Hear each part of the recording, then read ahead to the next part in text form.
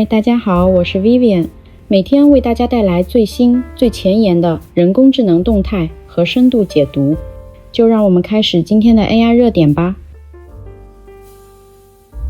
Meta 推出了一款全新的 AI 视频编辑器，其灵感源自其 MovieGen 技术。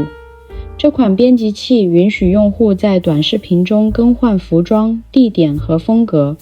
用户可以从50多个预设提示中进行选择，将视频转换为漫画风格，或将拍摄对象变换到不同的场景。自定义提示功能计划于今年晚些时候推出。该工具现已在 Meta AI 应用、Edits 应用和 Instagram 上线。这玩意儿简直像给普通人的影视魔法棒。以前拍个科幻片得花大价钱请特效团队，现在 AI 几秒就能搞出阿凡达既视感，短视频创作者怕是要疯抢。不过嘛，虽然技术牛逼，但离真正好用还差口气，不能自定义提示词，就像吃自助餐只能选套餐，自由度不够。另外，这种工具双刃剑属性拉满，一方面降低创作门槛，另一方面假视频泛滥的风险也直线上升。试想下，以后新闻里出现的政客突然长出3头6臂，民众怎么分真假？ Meta 得赶紧想好审核机制啊。话说回来，要是能结合 AR 眼镜使用，直接在现实世界叠加特效，那才叫元宇宙啊。法国人工智能初创公司 Mistral 推出了其首个推理模型 Magistral， 该模型专为欧洲语言的逻辑思维而设计。首席执行官 Arthur Mensch 的目标是让该模型与 OpenAI 的 O1 和 DeepSeek 的 R1 竞争。Magistral 有2个版本，旨在实现透明的多语言推理。它可以处理跨语言和书写系统的思路链推理。Mistral 由微软支持，并采用开源方式，使其训练参数公开。说实话，这篇新闻读完挺矛盾的。一方面，欧洲终于有了自己的推理模型，听起来像是科技版的本土品牌自救运动，但仔细看参数，Magistral 的推理速度和准确率确实比 GPT-4 差一大截，有点像拿小米加步枪跟特斯拉比加速。Mistral 的野心很明显，想靠欧洲血统争取政策扶持和企业订单。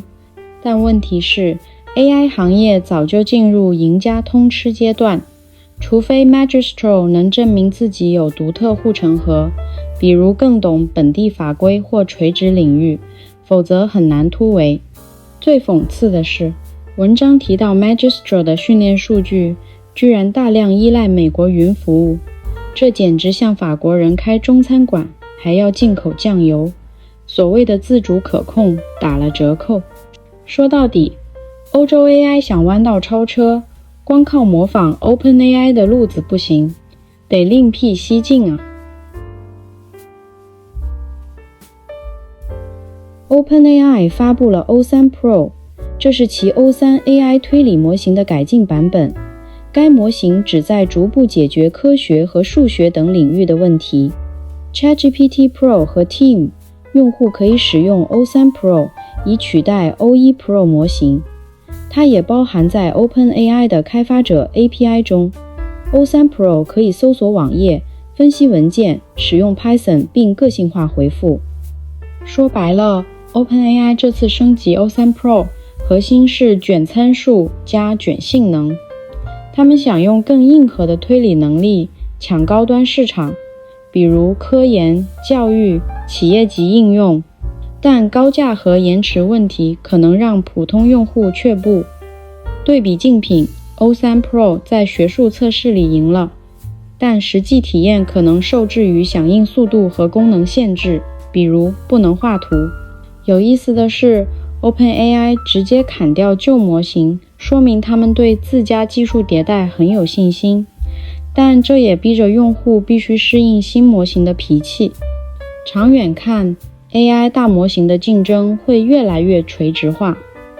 像 O3 Pro 这种专攻复杂任务的模型，可能会在专业领域吃掉通用型模型的市场。OpenAI 已与谷歌达成协议，将使用其云服务来提升容量。这出乎意料，因为谷歌和 OpenAI 在人工智能领域是竞争对手。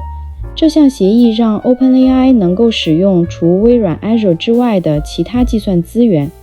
微软此前是 OpenAI 的独家云服务提供商，预计截至6月份 ，OpenAI 的软件采用率将创造100亿美元的收入。这是真有意思。Google 和 OpenAI 明明是 AI 赛道的死对头，一个搞 Search， 另一个做生成式模型，现在居然要合作了，背后肯定有硬道理。OpenAI 快被算力逼疯了，之前全压微软 Azure， 结果被卡脖子，现在急着找 Plan B。Google 云虽然自己也有大模型，但生意人嘛，能赚大钱谁会在意竞争？不过问题来了， Google 云最近不是被爆出服务器不够用吗？让 OpenAI 这种吞金兽进来，会不会把自家服务拖垮？而且微软肯定不乐意，毕竟这是他最大的客户之一啊。这场三国杀才刚开始，后续怎么演谁知道呢？如果您对人工智能充满好奇，想要及时了解这个正在重塑我们生活的科技领域，欢迎订阅我的频道。我们下期见，拜拜。